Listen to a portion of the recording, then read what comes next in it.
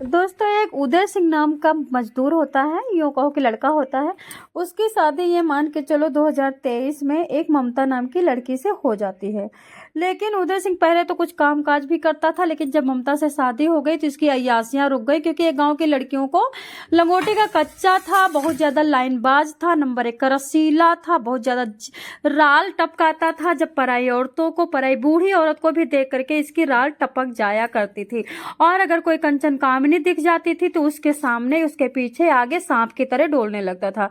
जब इसकी शादी हो जाती है तो इसकी पत्नी थोड़ा ज्यादा काइया थी, और सबसे बड़ी बात, इसकी पत्नी घर गृहस्थी बसाने वाली थी। उसके अंदर ये थी कि जल्दी से मेरा घर बन जाए, जल्दी से मेरे घर में पैसा आ जाए, जल्दी से मेरे घर में ये वो फलाना ठिकाना में ही हमेशा लगी रहा करती थी। ममता देवी ने उदय सिंह से कहा कि देखो, तुम काम नहीं करते हो, कतई नहीं चलेगा। मेरे को अच्छी साड़ी चाहिए, अच्छा गहना चाहिए, अच्छे चप्पल चाहिए, अच्छा खाना चाहिए। हम कतई किसी तरह का कोई भी हम कंप्रोमाइजन नहीं करेंगे। उदय सिंह अपनी पत्नी को मान जाता है, बात मान जाता है, पत्नी प्यार से समझाती है, चला जाता है। अब ये रहने वाला कहाँ का था आपको बता देती हूँ। ये बंदा बागपत के आश्रम गांव का रहने वाला था। उससे 20 किलोमीटर ये बागपत जाता है। बागपत में एक ठेकेदार के वहां पे मेहनत मजदूरी का काम मांगता है। ठेकेदार कहता, अच्छा हुआ तुम आ गए, मेरे मजदूर कम है, आ जाओ तुम काम कर लो। 12 घंटा ये काम करता है, लेकिन इसके बस की नहीं थी 12 घंटा काम करना। किसी तरह से 2 3 4 5 महीने चलाता है और कमाता है 14,000। 14,000 में पत्नी नैन मटक्का करने लगती है, बोलती है कि क्या कमा रहे हो, 14,000 में तो घर के खानगी नहीं चलेगी, रोटी नहीं चलेगी, सालन नहीं चलेगा, सलाद नहीं चलेगा, इसमें हमारी साड़ी कहाँ से आएगी। अब उदय सिंह बड़ा परेशान हो जाता है। उदय सिंह के पास बहुत सारा मतलब खेत वगैरह होता है, जो कि रोड के किनारे होता है। वहां पे बहुत बड़ा हाईवे पास होता है। इसने क्या सोचता है कि चलो थोड़ी सी हमारी रोड आ रही है, ये जमीन निकल जाएगी तो मेरे पास आ जाएंगे पैसे। उदय सिंह के पास बहुत सारे पैसे आ जाते हैं, सरकार इनको पैसा दे देते हैं, और उसके बाद उदय सिंह खूब अच्छी तरह से घर का खान पान कर देता है, कपड़े लत्ते, खूब शराब भी पीने लगता है।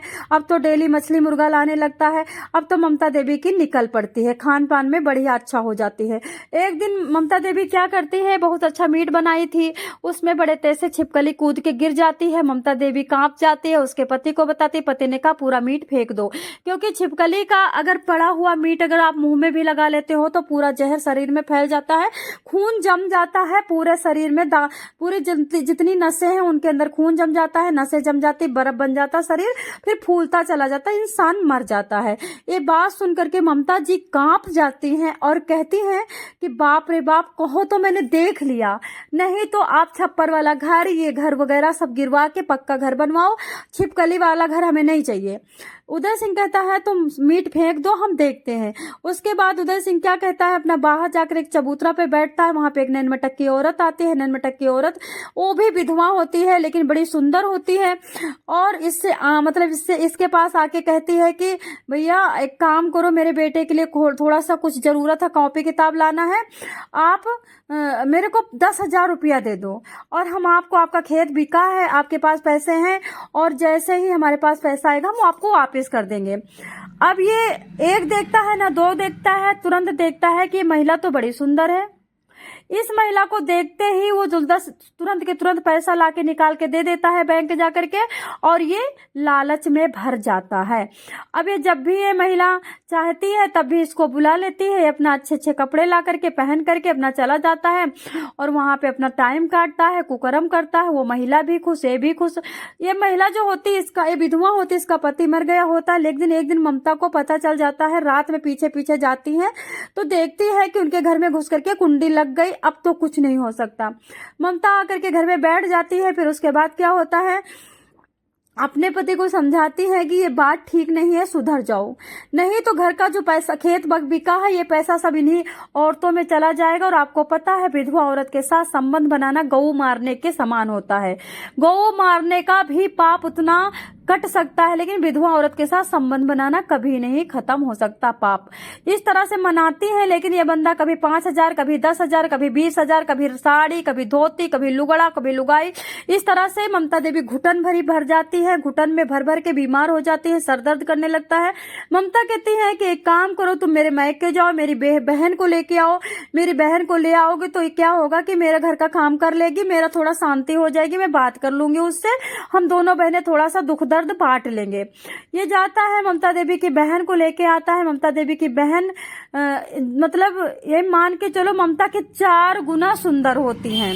पहले जब ये जाता था तो ममता देवी की जो बहन होती थी, बीबी की जो बहन होती थी साली, वो भाव नहीं देती थी उदय सिंह को। लेकिन जब साली को पता चला कि इसका खेत बिक गया है, इसके पास 36 लाख रुपया आ गया है, तो वो तुरंत के तुरंत साथ आ जाती है और बड़ा चाय पानी ये वो फलाना ठिकाना घर का काम करने लगती है। तो ये बहुत खुश होता है कि मेरी साली तो बड़ा मेरा ध्यान दे रही है। अब साली के पास कोई विकल्प नहीं था, क्योंकि गरीब घर की थी, वो गरीब पति था, मजदूर था, शराबी था, लाचार था। साली के पास भी मजबूरी थी, पैसा तो बहुत बड़ी बुरी चीज होती है, बड़े बड़े ऋषि मुनियों को डिगा देती है। अब ये उदय सिंह पे डोरा डालने लगती है। एक दिन उदय सिंह समझ जाता है कि साली मेरे अंजे पंजे में आ रही हैं। उसके बाद क्या होता है, ये अपनी बीवी से कहता है, ले दी 10,000 रुपया लेके शहर चली जा, बागपत चली जा, वहां पे जाकर के अपने मनपसंद साड़ी, अपना बनारसी साड़ी ले लेना और अपनी साली को, अपनी बहन को भी ले जा। लेकिन इन लोगों का अंदर से प्लान था कि बहन नहीं जाएगी। बहन ने कहा कि देखो दीदी, मैं नहीं जाऊंगी, मेरे पैर में दर्द है, आप चली जाओ। अच्छा, ये चुपचाप सुबह निकलती है 10 बजे, रात के 7 बजे आती है। बीच में ये 11 बजे दारू पी के आ जाता है, खूब नशे में धुत होता है और साली को पीछे से टच करता है। टच करते ही साली गले लग जाती हैं। अब साली गले लगने से पहले ही कहती है 1 लाख रुपया चाहिए, तो ये कहता कोई दिक्कत नहीं, मैं 1 लाख रुपया तुम्हारे अकाउंट में ट्रांसफर करवा दूंगा। अब पूरा 3 से 4 घंटा साली के ऊपर अपना ऐसी तैसी कराता है, अपनी भड़ैती करता है, गंद फैलाता है, अपना रोग एड्स रोग बनाता है। उसके बाद ये चला जाता है खेतों में। उसके बाद आता है तो देखता है कि बीबी नहीं आई थी, तो फिर ये साली के चिपक जाता है।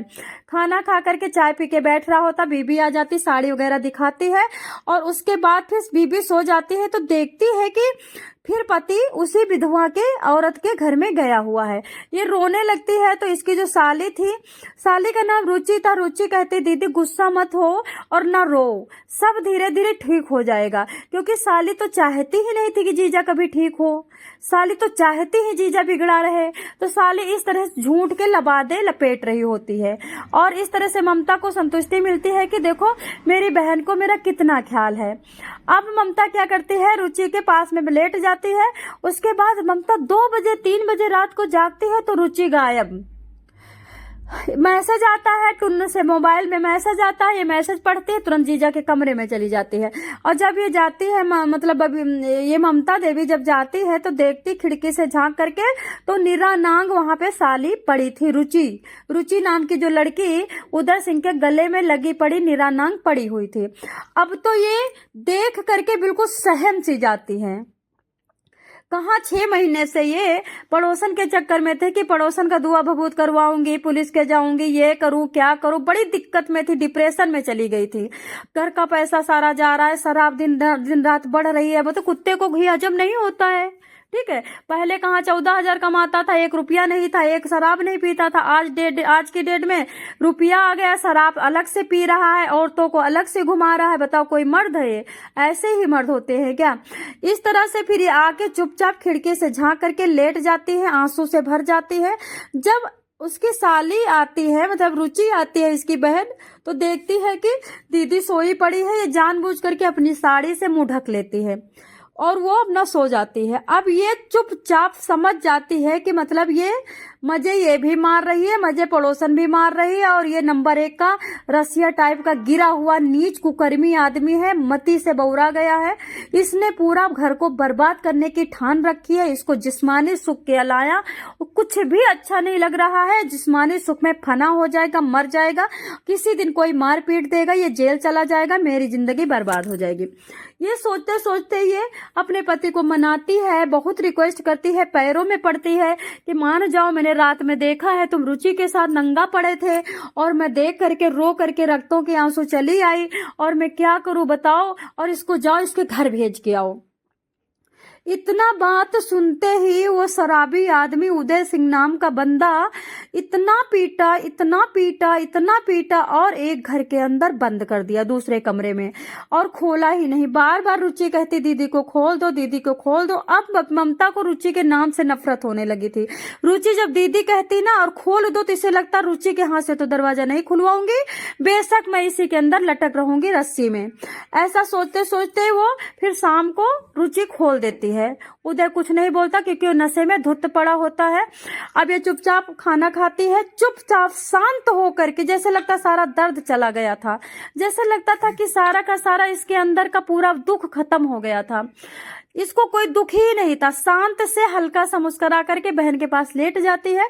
सुबह उठती है, सुबह उठते ही छप्पर से जितना छिपकली थी सबको मार मार के गिराती है।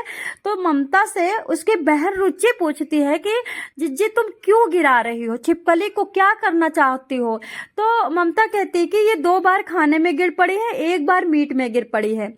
तो फिर ये रुचि कहती है कि हाँ मेरे साथ में ऐसा हुआ है, चाय में मेरे गिर पड़ी थी, मैंने चाय और पतीली पीछे फेंक दी है। तब ममता बोलती है अच्छा तो तब तो इनको मारना जरूरी है। उसके बाद उनको मार करके, उसके बाद उनको काट करके खूब बढ़िया सा प्याज, लहसुन, मिर्ची, खूब सारा गरम मसाला, काली मिर्च, लकड़ी फकड़ी, जो सा मसाला पड़ता कि बदबू चली जाए, उसको डाल करके भूंज करके कल्हार करके बढ़िया सी रसेदार सब्जी बना करके, दाल बना करके, दही चावल रोटी उस शराबी को देती हैं। शराबी नशे में खाता तो चला जाता, शराब से पूरा धुत नशा रहता है। जब शराब का नशा उतरता है तो जो सब्जी में बना हुआ मतलब छिपकली का नशा होता है, छिपकली का जहर होता है, इसको जा करके रात में असर करता है। आपको बता देती हूँ, जब इंसान शराब पिया होता है तो कोई दवा दारू कुछ भी नहीं असर करती है, सिर्फ नींबू का रस असर करता है। उसके बाद क्या होता है, ये फिर अपना सुबह उठते हैं, सब लोग उठते हैं, ये नहीं उठता है। तो सब पड़ोसी कहते हैं कि आज इसका कमरा बंद है, उठा क्यों नहीं है? ममता को तो अच्छी तरह पता है कि क्यों नहीं उठा, लेकिन जो साली थी रुचि, उसे कुछ नहीं पता था। उसे लगा था कि शराबी अपना पड़ा होगा, उससे साली को कोई लेना देना नहीं था। साली को बस पैसा ऐठो वही वाला हाल था बस। उसके बाद जब पड़ोसी आके खटखुट करते हैं, कोई शराबी 2-4 आते हैं, अपना भैया चलो चिलम भरो, ये फलाना ठिकाना, तमाकू पमाकू की बात होने लगती है। तो दरवाजा खटका, कोई खोल ही नहीं रहा है। उदय सिंह का कोई मतलब बाल भी नहीं वहां से निकल रहा है। तब दरवाजा तोड़ा जाता है, तब देखते हैं कि लाश मिलती है। तो ममता बड़े तेज रोने लगती है, रुचि रोने लगती है, और उसके बाद पड़ोसी भी रोने लगते हैं। लेकिन जो दोस्त आया था, जो शराब साथ में बैठ करके नशेड़ी नंबर 1 का था और घर बिगाड़ने में नंबर 1 का साथी था, जो इसके पैसों से खूब ढोंक रहा था तो शराब, वो बंदा वो रोता है और वो कहता है कि मेरा दोस्त ऐसे नहीं मरा है, मेरा दोस्त मर ही नहीं सकता, स्ट्रॉन्ग दोस्त है, इसके साथ कुछ हुआ है। क्योंकि उसे पता था कि घर में कुटुर पुटुर मची पड़ी है, मियाँ बीबी में खूब मारपीट मची पड़ी है, मियाँ बीबी डिप्रेशन में जा रहे हैं, ये तो शराबी है तो जी रहा है, लेकिन बीबी तो शराबी नहीं है ना। इसके बाद पुलिस को फोन किया जाता है। पुलिस से कहता है कि देखो, दोस्त कहता है कि उदय सिंह ऐसे नहीं मर सकता, इसके साथ चाहे जो हादसा किया हो। वो साफ बता देता है, जो बगल में विधवा औरत थी, कोई नाम था शीला स्नेहा करके, उसका नाम बता देता है कि इसी ने कुछ किया होगा। क्योंकि जब से इसकी साली आई है वो आकर्षित नहीं हो रहा है, वो ज्यादातर घर में ही रहता है, और वो महिला हो सकता पैसे ना वसूल पा रही हो, उसने मार दिया हो। लेकिन बात तो कुछ और थी, उसे भरोसा नहीं था कि ममता नाम की सहनशील औरत मार सकती है। उसके बाद क्या होता है, वो पोस्टमार्टम में चला जाता है, और उसके बाद जो ममता की जो बहन होती है रुचि, वो अपने आप ही कबूल देती है कि मेरी दीदी कल छिपकली ढूंढ रही थी और कम से कम 5 छिपकली मारी हैं, और उस छिपकली को कहाँ फेंकी हमें दिख नहीं रही है, क्या हुई है छिपकली। तब तक फिर उसके बाद उसको पकड़ा जाता है, ममता को 2-4 हथकंडे लगाए जाते हैं, रोना धोना उनका बंद करवाया जाता है। पुलिस पहले ही समझ चुकी थी, पुलिस लाखों केस को सॉल्व करती है, लाखों औरतों से मिलती है, लाखों तरह की उनके पास ट्रेनिंग और टेक्निक रहती है। जुर्म को पकड़ने का आंखों में उनके एक बहुत बड़ा वो होता है, पारा होता है, वो समझ जाते हैं। पुलिस ने धमकाया डराया, श्योर नहीं थी पुलिस, बस धमका ही रही थी बेफालतू में कि शायद कोई क्लू निकल जाए। तब तक ममता ना पोस्टमार्टम की रिपोर्ट आती है ना कुछ आता है, पहले ही रोना धोना शुरू कर देती कि साहब मुझसे गलती हो गई। मेरा पति 36 लाख रुपए में 6 लाख बचाया था, 10 लाख उधर 1 लाख उधर, और ये मेरी साली खूब चूस रही थी, खूब पड़ोसी चूस रहे थे, खूब शराबी चूस रहे थे, खूब अच्छी तरह से इनका मुर्गा पार्टी चल रही थी। और मेरे घर में कच्ची छत है, कच्ची छप्पर है, मेरे घर में कोई ठिकाना नहीं, कोई गहना नहीं, कोई जेवर नहीं, कोई बच्चा नहीं, कोई कुछ नहीं। मैं क्या करती? बगल की विधवा को छोड़ने को तैयार नहीं था, विधवा के साथ साथ मेरी साली से लग गया। मैंने मेरा नाक देखा, रसियापना नंबर 1 का था, तो मैं क्या करती? वैसे भी मेरा घर बर्बाद ही हो रहा था, चलिए मुझे ले चलिए जेल। दोस्तों अब ये बात तो आगे देखा जाएगा कि ममजूर में औरत को मतलब मजबूर औरत को क्या करती बेचारी, क्या सजा मिलती है, क्या सजा नहीं मिलती है, या फिर लिबरेशन मिलती है, या फिर सरकार छूट देती है, या फिर कोर्ट छूट देती है, कुछ नहीं पता। फिलहाल कैरेक्टरलेस आदमी की अंतिम जो लीला होती है यही होती है, चाहे फिर वो पुरुष हो, चाहे वो महिला हो, चाहे वो बुढ़ा हो, चाहे जवान हो, चाहे वो मैरिड हो, चाहे अनमैरिड हो। जितनी कैरेक्टरलेस महिलाएं हैं, कोई गटर में, कोई फटर में, कोई बोरे में, कोई सांप कटवाना, कोई बिच्छू कटवाना, कोई गले में लगाना, कभी कोई चक्कू, कोई कभी हंसिया, कभी दराती, इसी के भाजन बनी है। और पुरुष भी आप देख सकते हो, उठा लीजिए बैक